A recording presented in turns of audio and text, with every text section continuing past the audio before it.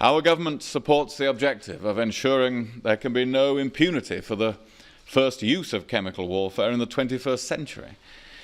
As an international community, we must deter further attacks and hold those responsible for them accountable. We admire the leadership of President Obama and of Secretary Kerry himself in making this case so powerfully to the world.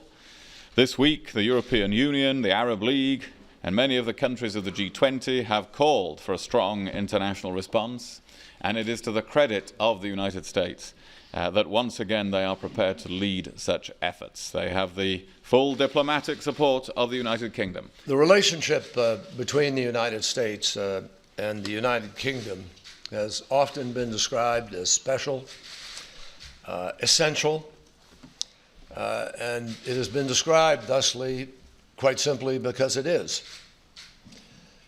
It was before a vote the other day in Parliament, and it will be for long afterwards, after that vote. Our bond, as William has just said, is bigger than one vote. It's bigger than one moment in history. It's about values. It's about rules of the road, rules by which human beings try to organize their societies and offer people maximum freedom and opportunity, respecting rights, and finding a balance in a very complicated world.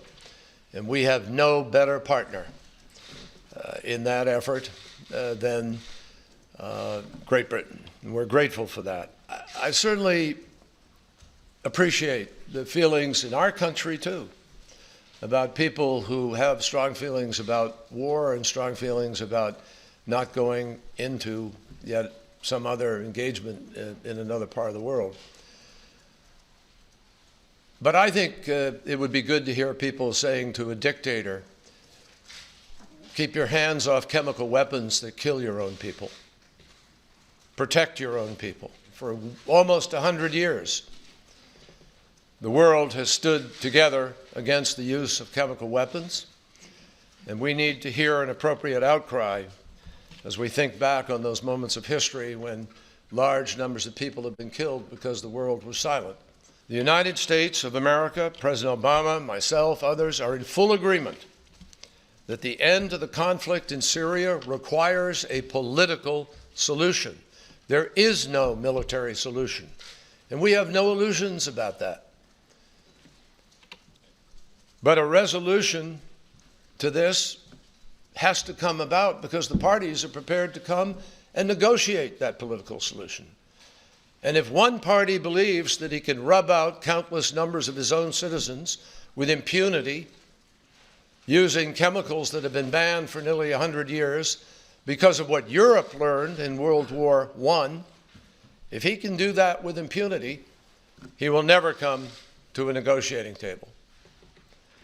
A resolution will not be found on the battlefield, but at that negotiating table, but we have to get to that table.